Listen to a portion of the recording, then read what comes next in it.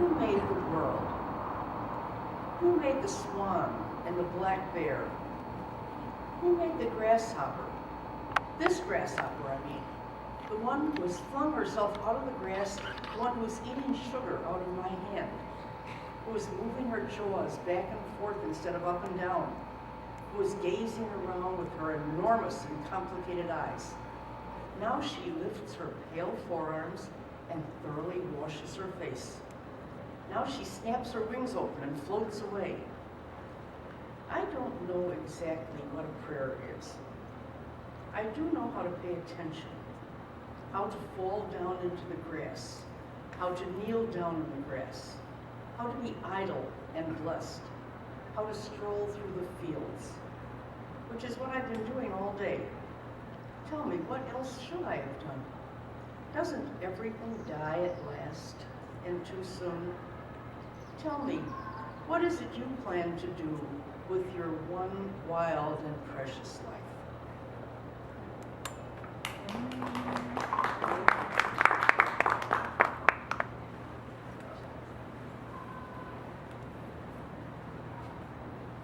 Thank you, Jean. I have offered you a meeting in preparation for Institute for Women Today benefit, which is coming up in a couple weeks.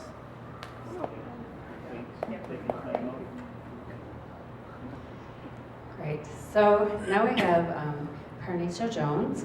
And Parneshia, I saw her a few weeks ago when she spoke at the Poetry Foundation and read some of her poetry for a special evening on women's voices. So it was, I heard this one particular poem, and maybe you can guess when you hear them which one it was. And I was like, I've got to have her. But Parneshia is also the poetry editor at Northwestern University Press, and she is going to have her first book will be published in the spring, in April of 2015, and that's called Vessel. So we're very excited, very wonderful, and pleased to have you here this evening. So why don't you come on up?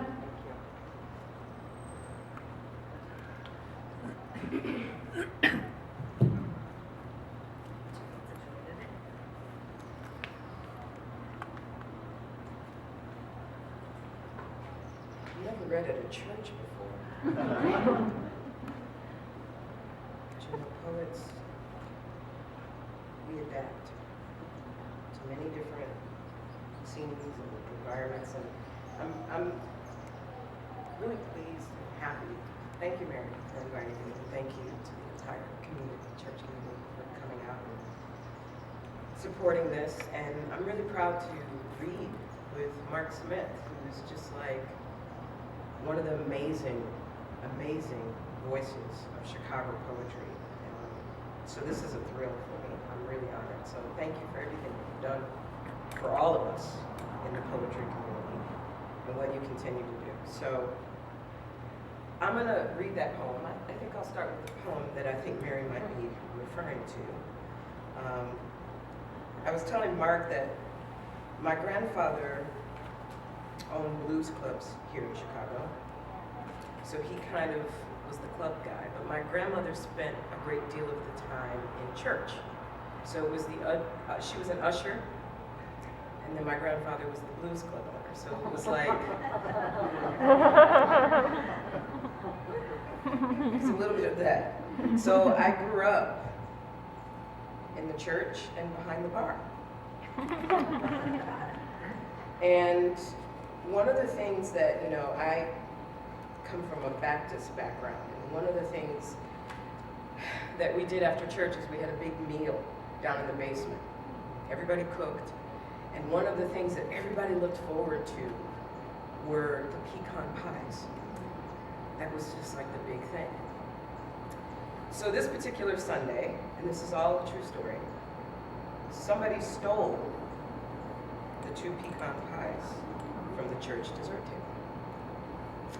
So this poem reflects that particular Sunday. Travesty. Scene of the crime. Springfield Baptist Church. Voice, usher number 3. Somebody took 'em. Some church going, get down on your knees praying. I done been saved so many times. Trifling, low down son of a gun done stole 2 pecan pies from the church dessert table. Now ain't nobody gonna point fingers because we're in a holy place. So we can't judge till we get outside. Some folks done already started whispering, making their accusations about how they never trusted Mrs. Sanders' boy, heard he swing with the wrong crowd, or how that Verline wasn't too bright in the mind to begin with. She must have gone and had a fit and took them pies. Everybody looking around, pointing their eyes at one another, old folks doing what they do best, shaking their heads. How in the world do you steal in God's house? It ain't right, Lord Jesus, it just ain't right. Nobody saw nothing. Ain't nobody gonna say nothing, but everybody's pissed.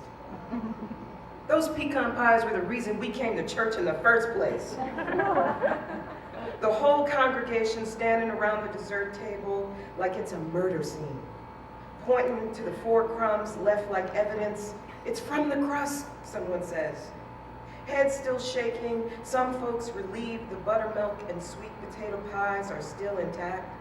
But I tell you what, it's something about a pecan pie that causes some folks to sin even in the holiest of places, among ancestors, old folks, and holy rollies.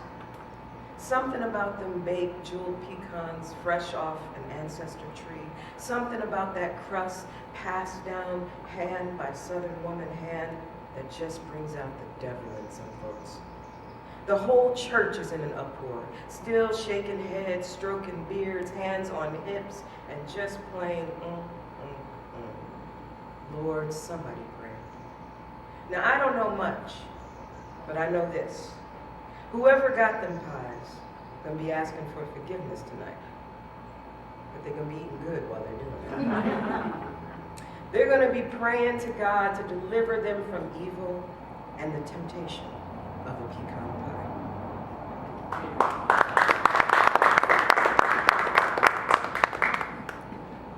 Is that cool? Yep.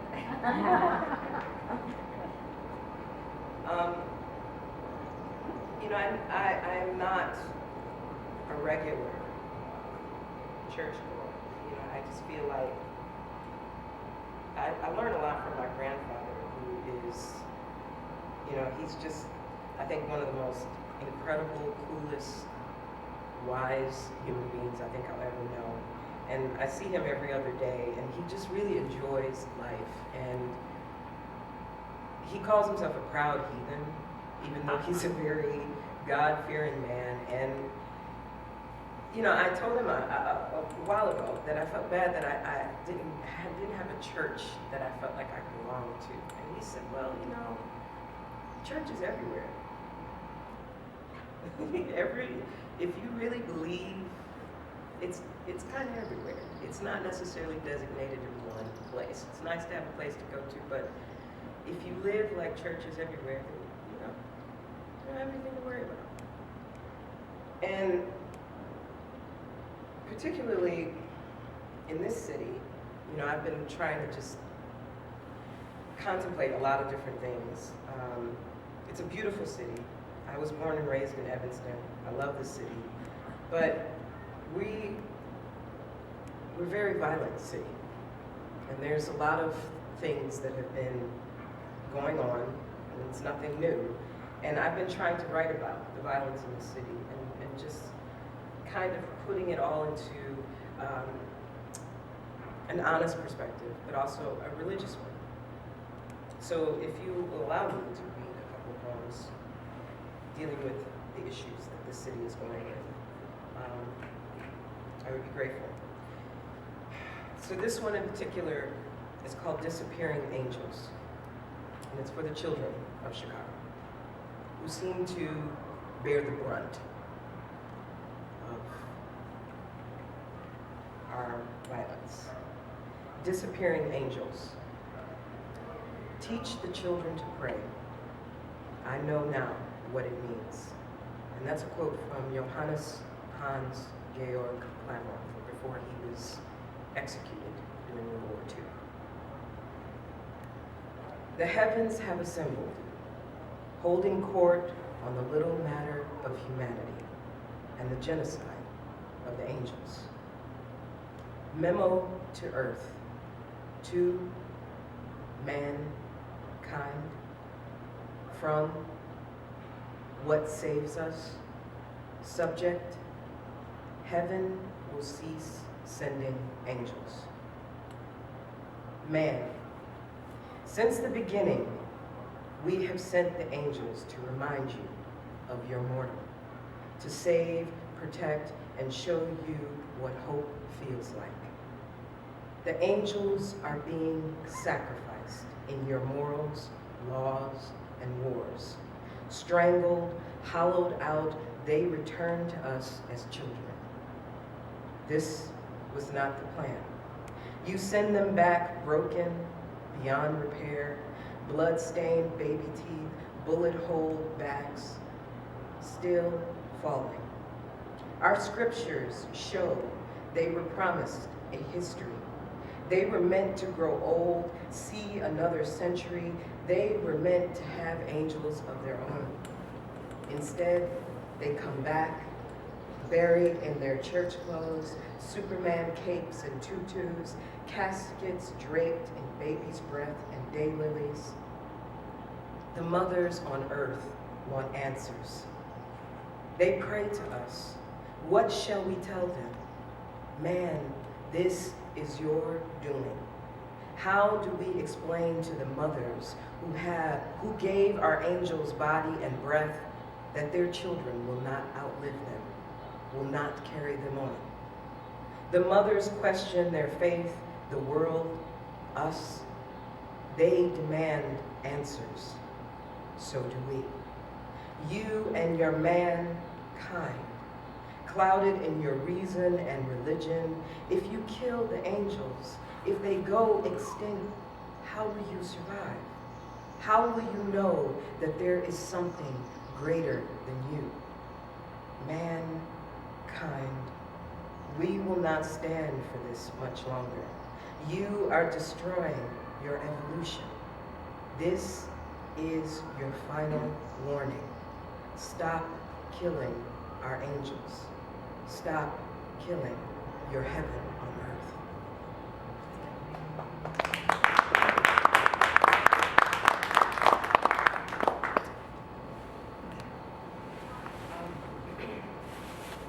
Since I've already talked about my grandfather, I want to read a poem from him.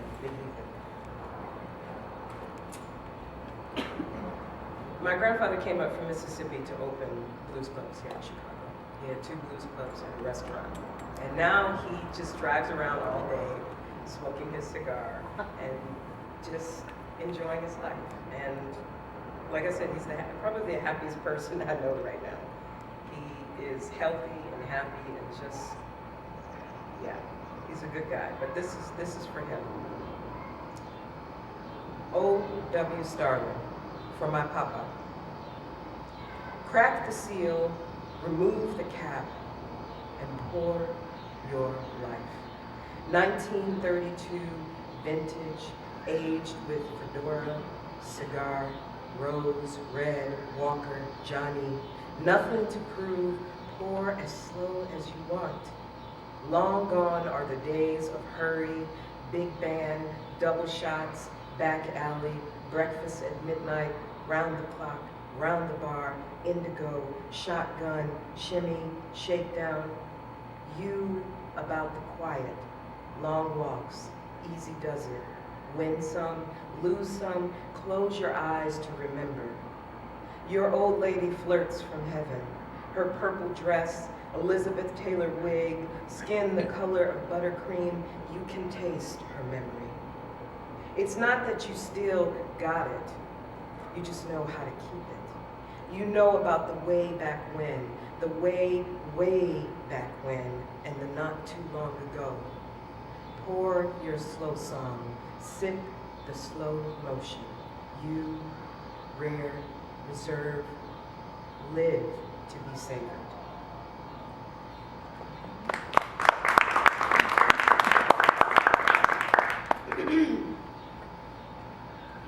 So, everybody doing? Wonderful.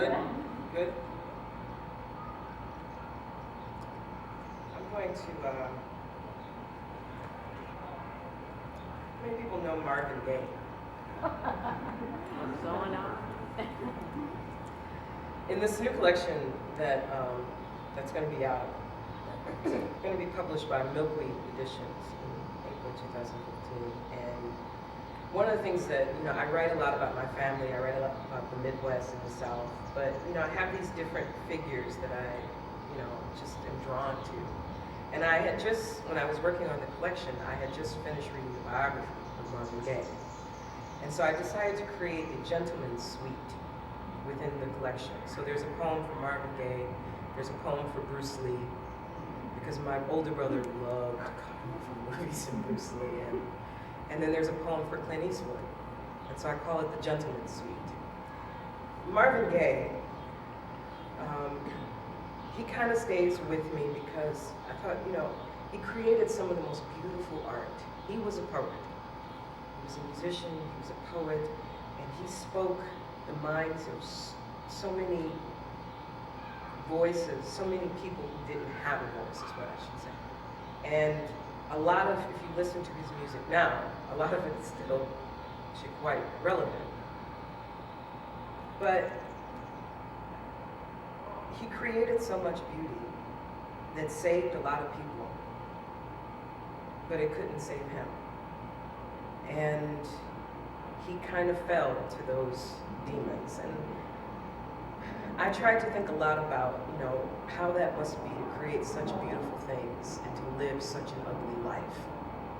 And so I wrote this poem for him, from one artist to another, because I think he was such a beautiful soul who just was surrounded by demons. So this is called Milk and Honey. Father, Father, everybody thinks we're wrong. Oh, but who are they to judge us? Simply because our hair is long. Marvin Gaye, what's going on? How shall we write your story, Marvin? Shall we begin with the tyrants and preachers who shared the same body? The ones who told you music was forbidden? How about your dreams of being an aviator who could do what? Shall we go back to your sweet boy voice, lingering between needle and vinyl of Edda James and Chuck Berry records? Your 3-octave croon made women rethink their husbands and rethink its definition. Our struggles became your reckoning. You rocked our heads and souls back and forth in a cradle of lyrics, asking the whole wide world, what's going on? Marvin, we can't forget your Tammy, your sweet, sweet Tammy Terrell, married only in song. She slipped from your arms, gone too soon. You never got over that, Marvin. Neither did we. I know, Marvin, some stories you wish to forget. Some parts of you couldn't be saved by your mother or the music. The life you lived between lines of darkness turned you inside out. Everyone knows the devil, Marvin, even God. Some will only remember you for your pain. Some have your tears and speak your father's name. The world hasn't changed much. We still have wars and questions. We try and hold on. Play what's left of you. Marvin, Marvin, how shall we tell the story of you? Press play, press repeat. Make us want to holler. Right on.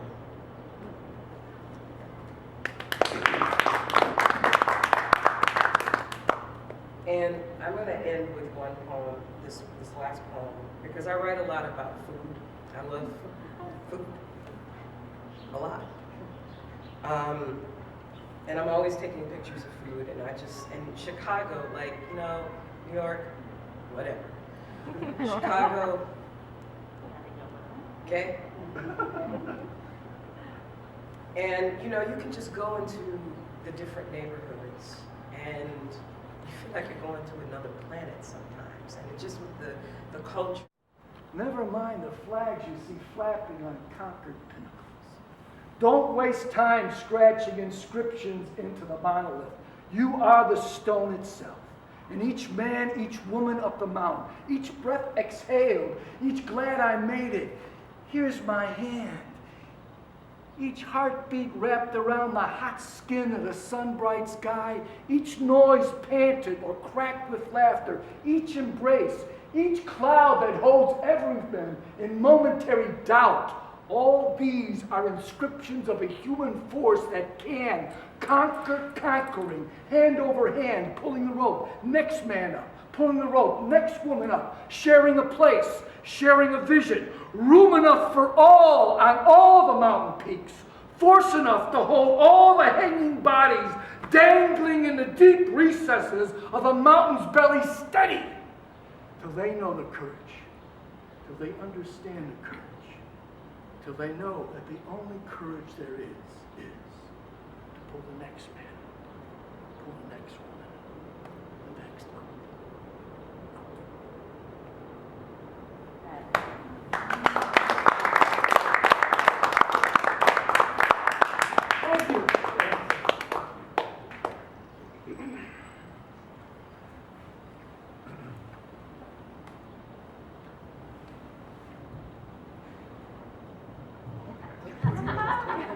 It's all twisted around. Okay, so next we have